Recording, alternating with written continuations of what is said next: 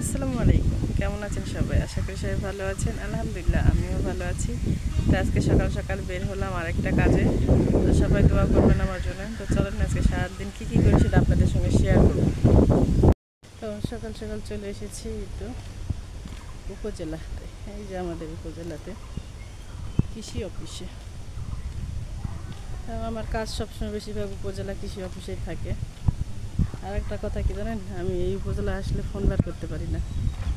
যখনই ফোন বার করে ভিডিও করতে যাব, এখানে একটা মহিলা আছে, সে মহিলা একটু মাথার সমস্যা, সে মহিলা সেই বকাবকি করে, ভয়ে ভয়ে মোবাইল বার করতে হয়। তো এই যে কৃষি অফিসে আসছি, এখন স্যারের সঙ্গে কথা বলবো।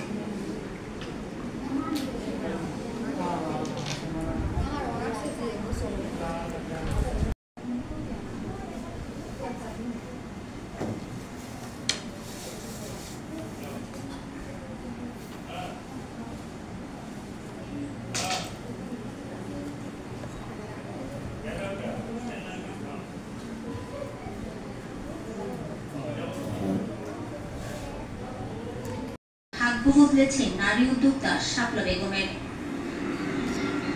সংসারের কাজ শেষে অবসর সময় বসে না থেকে কিছু করার চেষ্টা করতেন শাপলা বেগম। পরে ইউটিউব দেখে মাশরুম চাষে আগ্রহী হয়ে ওঠেন। 2022 সালে 40টি স্পন দিয়ে কোনো ধরনের প্রশিক্ষণ ছাড়াই শুরু করেন চাষাবাদ। পরে কৃষি অফিসের সহায়তায় প্রশিক্ষণ নেন। ধীরে ধীরে হয়ে ওঠেন একজন সফল মাশরুম চাষী। বর্তমানে স্নেহা মাশরুম ঘর নামে তার খামারে স্পন রয়েছে 5000। প্রতিদিন এই খামার থেকে 6 থেকে 7 কেজি করে মাশরুম পাচ্ছেন তিনি। নিজের পাশাপাশি আরো 30 জনকে প্রশিক্ষণ দিয়ে মাশরুম চাষি বানিয়েছেন শাপলা বেগম। কৃষি অফিসে এবং শাপলা আপুর সহযোগিতায় একটি গাড়ি দিয়ে আমি আজকে আমাদের প্রশিক্ষণ শেষ। তো আমাদের এই যে ভাইরা এখানে খাওয়া শুরু করে দিছে, তো সবাই খাচ্ছে। তো আজকে এখানে মাশরুমের প্রশিক্ষণ ছিল আমাদের হাকিমপুর উপজেলাতে। এইদিকে আপুরা আছে, আপুরা এখন খায়নি, বাসায় নিয়ে যাবে।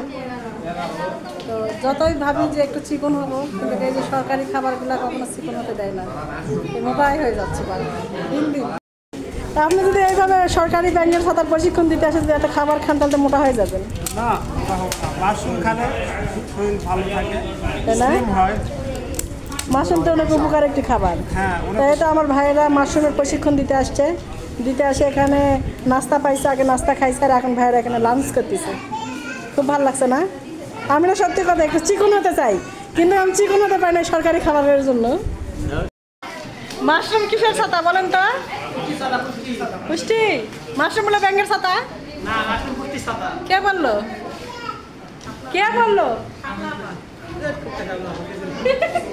মাশরুম একটা পুষ্টিকর খাবার, পুষ্টিগুণে ভরপুর। আর নয় ব্যাঙের ছাতা, এসে বলি পুষ্টির ছাতা। এই যে দেখেন ভাইয়েরা মাশরুমের প্রশিক্ষণ দিতে আসে খাচ্ছে। ভাতটা কোথায় পেলেন? কিসের জন্য পেলেন? কিসের ট্রেনিং? ব্যাঙের ছাতার। তো ব্যাঙের ছাতা চাষ করলে সরকারি খাবার পাওয়া যায়, আর অনেক কিছু পাওয়া যাবে।